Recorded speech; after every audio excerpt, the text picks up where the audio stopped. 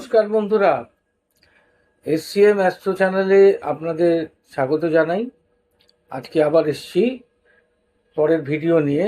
আজকে আলোচনা করব, যদি লগ্ন সাপেক্ষে সেকেন্ড হাউস লর্ড যদি অষ্টম ঘরে চলে যায় তাহলে কীরকম ধরনের রেজাল্ট আশা করতে পারেন। এর আগের ভিডিওতে বলেছিলাম যদি সেকেন্ড হাউস লর্ড সপ্তম ঘরে চলে যায় তাহলে কীরকম হতে পারে। আজকে করব যদি অষ্টম ঘরে গিয়ে বসে তাহলে কী ধরনের রেজাল্ট দিতে পারে। সেকেন্ড হাউসটা কি সে তো আগের অনেকবার বলেছি, আবারও বলছি। সেকেন্ড হাউস হচ্ছে আপনার ফ্যামিলি, সেকেন্ড হাউস হচ্ছে আপনার নিজস্ব আর্নিং করা যে সম্পত্তি, টাকা পয়সা যা আপনি জমাতে পেরেছেন। সেকেন্ড হাউস হচ্ছে আপনার ফ্যামিলি বিজনেস। সেকেন্ড হাউস হচ্ছে আপনার কথা বলার বা স্পিকিং এবিলিটি, কীভাবে কথা বলেন, মানুষ আপনার কথায় কতটা উদ্বুদ্ধ হয়, কতটা আপনার কথাকে পছন্দ করে, এসবই সেকেন্ড হাউস থেকে, আপনার স্পিকিং এবিলিটি থেকে, আপনার কথা বলার ভঙ্গি থেকে মানুষ ইমপ্রেসড হতে পারে বা নাও হতে পারে। এটা ডিপেন্ড করছে যে সেকেন্ড হাউস লর্ড আপনার কী ধরনের লর্ড, কারণ প্রতিটা রাশি সাপেক্ষে বা লগ্ন সাপেক্ষে দ্বিতীয় ঘরটা আলাদা আলাদা হতে পারে। কারণ আমাদের 12টা রাশি আছে, সুতরাং 12টা রাশি রেসপেক্টে 12টা লগ্ন হতে পারে। সেই লগ্নের পরের ঘরটা আপনার দ্বিতীয় ঘর, সুতরাং এই ঘরটাও পাল্টে যেতে পারে। এবং তার অধিপতি কীরকম, সে অষ্টম ঘরটা কীরকম ধরনের পেয়েছে, শুভ না অশুভ, নিজের না বন্ধুর না শত্রুর ঘর, তার উপর ডিপেন্ড করে আপনার সেকেন্ড হাউসের এফেক্ট কীরকম হতে পারে অষ্টম ঘরে বসলে, তা ডিপেন্ড করবে। আর দ্বিতীয় ঘর থেকে আপনার এই যে বললাম কথা বলার ভঙ্গি, মানে ভোকাল কর্ডের থ্রু দিয়ে আপনি যে কথা বলেন, সেটাও যেমন ডিপেন্ড করে, যেমন আপনার ফেসিয়াল এক্সপ্রেশন, যেটাতে মানুষ ইমপ্রেসড হতে পারে, সেটাও ডিপেন্ড করে। এবার আসি অষ্টম ঘর। অষ্টম ঘরটাকে আমরা সচরাচর অশুভ ঘর বলে থাকি। তিনটে অশুভ ঘরের মধ্যে অষ্টম হচ্ছে একটু বেশি রকমের বৈদিক অ্যাস্ট্রোলজি মতে অশুভ রেজাল্ট দেওয়ার ক্ষমতা রাখে। বাকি দুটো ঘর 6 নম্বর বা 6th হাউস, আর একটা হচ্ছে 12th হাউস।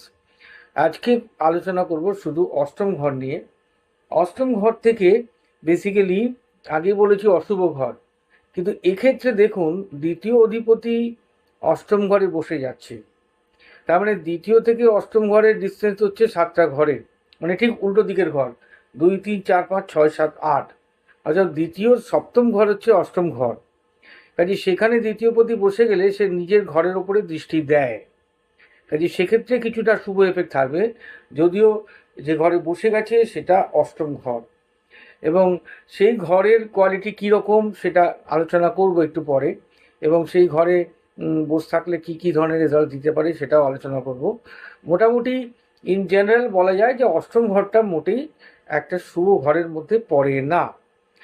এবারে বলি যে অষ্টম ঘর থেকে কী ধরনের, কেন আমরা অশুভ বলছি। অষ্টম ঘর অ্যাকচুয়ালি কি, এটা সাডেন ইভেন্টসকে ইন্ডিকেট করে। অর্থাৎ হঠাৎ কিছু ঘটে গেল, হঠাৎ আপনার সেটা শুভও হতে পারে অশুভও হতে পারে, তবে বেশিরভাগ ক্ষেত্রে অশুভ ফলই দেখা যায়, শুভর ভাগটা কম। অষ্টম ঘর থেকে হঠাৎ করে আপনার অ্যাক্সিডেন্ট হতে পারে, কারণ অ্যাক্সিডেন্ট কখনো বলে কই আসে না, এটা সাডেন ইভেন্টের মধ্যে পড়ে। আবার হঠাৎ করে আপনি ভালো চাকরিও পেয়ে যেতে পারেন, সেটা ডিপেন্ড করবে যে অষ্টম ঘরটা কীরকম, সেকেন্ড লর্ডটাই বা কীরকমভাবে সেখানে গিয়ে বসেছে। সুতরাং এটা বেসিক্যালি আমি বলতে পারি অষ্টম ঘর থেকে একটা ট্রান্সফরমেশন হয়, একটা পরিবর্তন, যেটা সাডেনলি হয়, যেই কারণে অষ্টম ঘরটাকে একটু ভয় পায় লোকে, এবং সেই ঘরে ওপরে ম্যালিফিক অ্যাসপেক্ট থাকলে তো আরও খারাপ হতে পারে। এনিওয়ে, মোটামুটি এই ঘরটা যেহেতু সাডেন ইভেন্টসকে ইন্ডিকেট করে, এটা কিন্তু আমরা সিক্রেট ইভেন্টসের জন্য ইন্ডিকেট করে থাকি, মানে যেগুলো সিক্রেটলি মেনটেন করা হয়। এক্ষেত্রে দেখা যায় নেটিভ বা জাতক অনেক কিছু জিনিস, যার সেকেন্ড লর্ড এইট হাউসে গিয়ে বসে গেছে, সে তার ফ্যামিলির বা নিজের কিছু গোপন জিনিস গোপন রেখে দেয়, যেটা কাউকে সে জানায় না।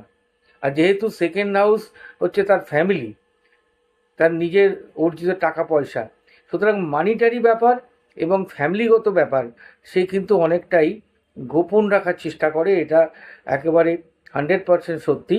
আমি নিজেও দেখেছি যে এই ধরনের মানুষ যাদের সেকেন্ড হাউস লর্ড অষ্টমে চলে গেছে, তারা আর্থিক ব্যাপারটা এতটাই গোপন রাখে যে অনেক সময়তে তাদের নিজেদের সেই সিক্রেট অ্যাক্টিভিটির জন্য তারা আর্থিক ক্ষেত্রে বেশিরভাগ ক্ষেত্রেই তারা অনেক লস করে থাকে।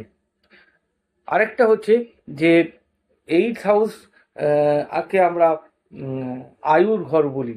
আয়ু মানে তার লাইফ স্প্যান কতটা হতে পারে, সেটা এইট হাউস থেকে ইন্ডিকেটেড হয়।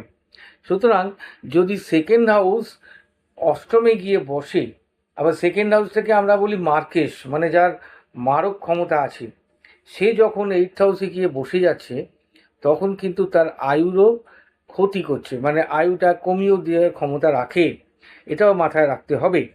হ্যাঁ, আবার সেকেন্ড হাউস লর্ড এইট হাউসে গেলে এটা দেখা গেছে যে তাদের ম্যারিড লাইফ খুব একটা শুভ হয় না। সেখানে নানা রকমের ঝামেলা হতে পারে, অনেক রকমের অশান্তি হতে পারে, এটাও দেখা গেছে। আবার এটা একই সঙ্গে বলা যায় যে যখন সেকেন্ড লর্ড এইট হাউসে বসে যায়, তারা ইনহেরেন্ট প্রপার্টি, মানে যেটা তার পৈতৃক সম্পত্তি, সেটা পেয়ে যায়। আবার একই সঙ্গে সেই সম্পত্তি তারা হারাতেও পারে। এবং নর্মালি দেখা গেছে যে পেরেন্টস সম্পত্তি পেল, পিতার সম্পত্তি পেল, পিতা হয়তো বিজনেসম্যানও হতে পারেন, নাও হতে পারেন, কিন্তু পিতার থেকে সে বেশ কিছু সম্পত্তি পেল এবং তারপরে পিতা বা মাতা কারোর মারা যাবার পরে সেই সম্পত্তি তাকে বেচে দিতে হলো, ওই সম্পত্তি তার হাতছাড়া হয়ে গেল, তেমন একটা লস হলো। এটাও ঘটে থাকে for second house Lord in the eight house. এক্ষেত্রে আরও দেখতে হবে যে সেকেন্ড হাউস লর্ড এইট হাউসে গিয়ে নিচস্থ হয়ে বসে গেছে কিনা।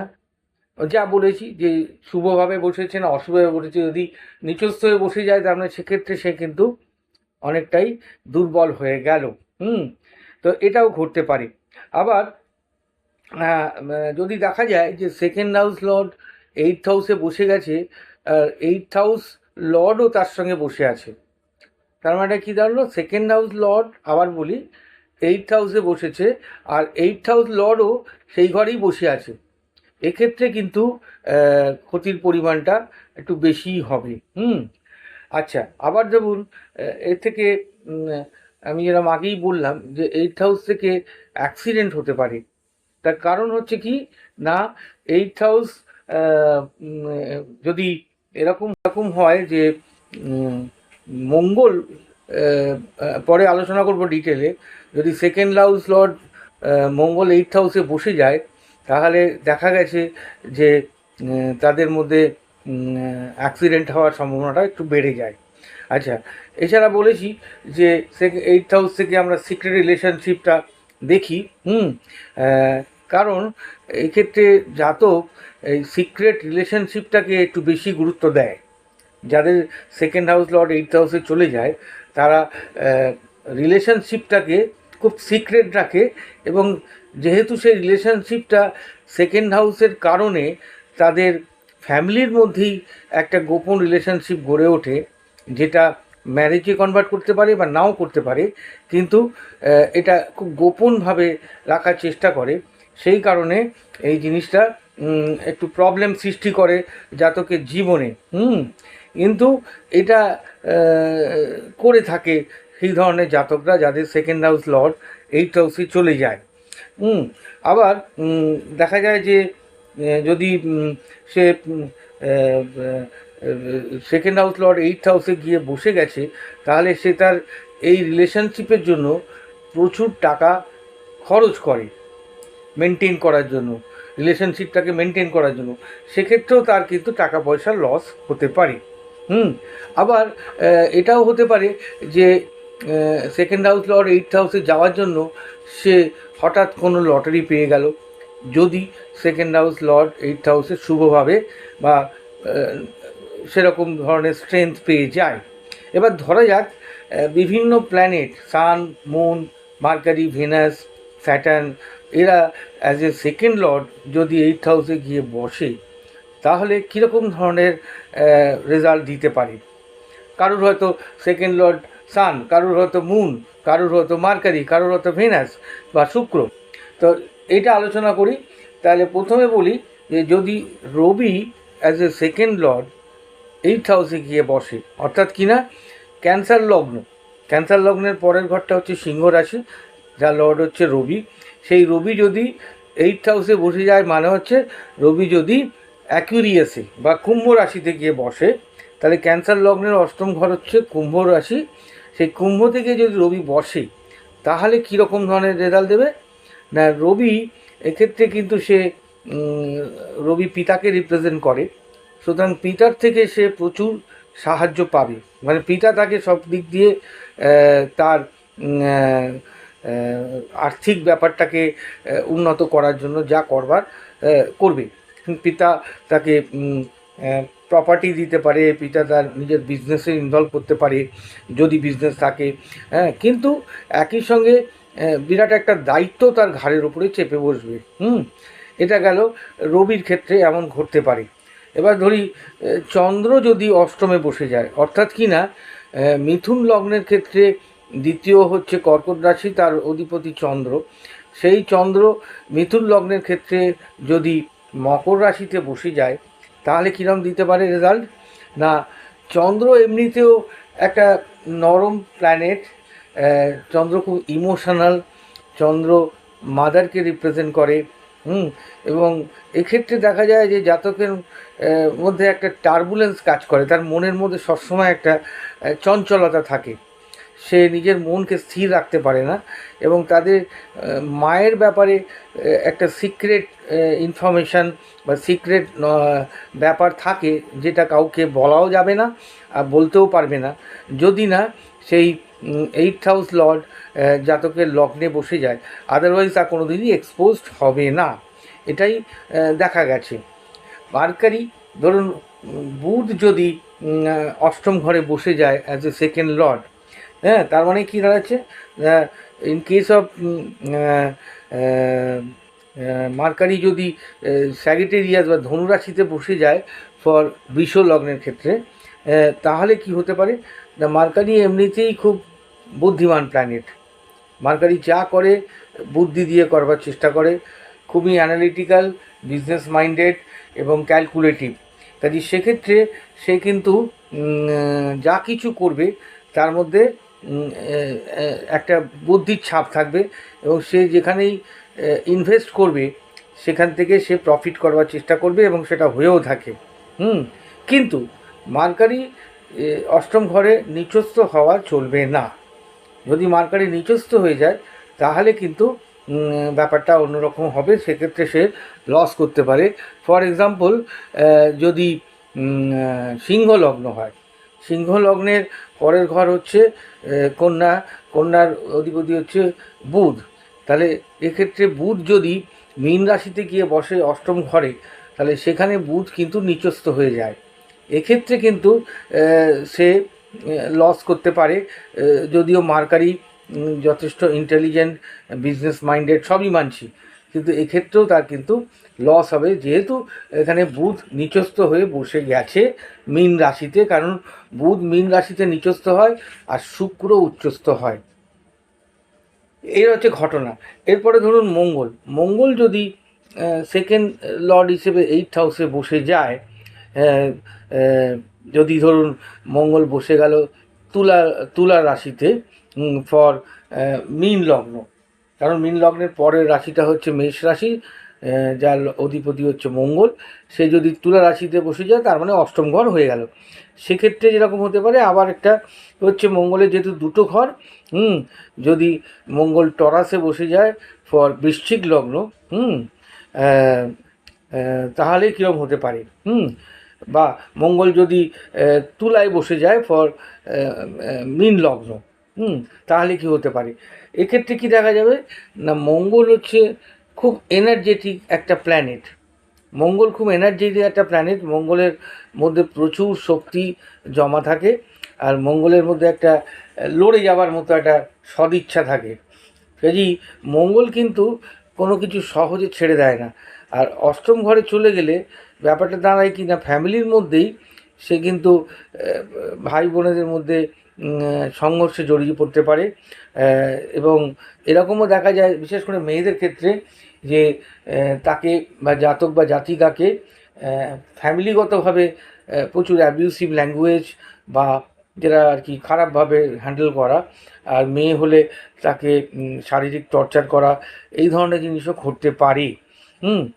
আর যেহেতু মঙ্গল হচ্ছে একটা সোলজার টাইপের, মঙ্গল ছুরি কাঁচি ধরতে অভ্যস্ত, কাজে এদের দেখা যায় যে সেকেন্ড হাউস লর্ড মঙ্গল যদি অষ্টমে চলে যায়, এদের ফ্যামিলিতে এরা ওষুধপত্রের ব্যবসার মধ্যে বেশি থাকতে পারে, বা নিজেও ডাক্তার হতে পারে, ফাইন্যান্সিয়াল এতে বা ব্যাংকিং সেক্টরেও এরা থাকতে পারে বা দেখা যায়। এবারে ধরা যাক শুক্র যদি অষ্টম ঘরে চলে যায় অ্যাজ এ সেকেন্ড লর্ড, তার মানে যদি শুক্র বৃশ্চিকে বসে যায় ফর মেষ লগ্নের ক্ষেত্রে, তাহলে কীরকম হতে পারে না, ভেনাস হচ্ছে প্রচণ্ড বাস্তব অবস্থাকে খুব বেশি দেয়, মানে প্রচণ্ড মেটেরিয়ালিস্টিক প্ল্যানেট। ভেনাস সবসময় সুখ, সম্পত্তি, গাড়ি বাড়ি এগুলোকে বেশি প্রেফার করে। একই সঙ্গে ভেনাস রিলেশনশিপ, সম্পর্ক, ম্যারেজ, তারপরে ভালোবাসা, তারপরে ওয়াইফ, এগুলো সব কিছুরই সিগনিফিকেটার ভেনাস বা শুক্র। কাজী এখান থেকে বলা যায় যে ভেনাস এক্ষেত্রে অষ্টম ঘরে চলে গেলে এটা ম্যারেজটা একটা তার কাছে বার্ডেন হয়ে যেতে পারে, তার কাছে একটা সুখকর সম্পর্ক এটা কিন্তু নাও হতে পারে। কিন্তু ভেনাস চেষ্টা করবে সম্পর্কটাকে সুন্দরভাবে চালাবার, কিন্তু সাডেন আপস অ্যান্ড ডাউনস, মানে হঠাৎ ভালো হঠাৎ খারাপ এরকম ধরনের হতে পারে। আর যদি মায়ের সঙ্গে সম্পর্কটাও কিন্তু ডাউন হতে পারে এক্ষেত্রে, যদি সেকেন্ড লর্ড শুক্র অষ্টমে চলে যায়। এবং যেটা বলেছি যে হাজব্যান্ডের ক্ষেত্রে, মেয়েদের ক্ষেত্রে, ওয়াইফের ক্ষেত্রে হাজব্যান্ডের দ্বারা নানা রকমের অশান্তির সৃষ্টি বা ফিজিক্যাল বা ভার্বাল অ্যাবিউজিং ল্যাঙ্গুয়েজ ইউজ করা, এগুলো দেখা গেছে। কাজেই এটা খুব একটা ভালো পজিশন নয় শুক্রের ক্ষেত্রে, যদি কোনো ভালো অ্যাসপেক্ট পায় তাহলে ব্যাপারটা হয়তো অতটা বাড়বে না।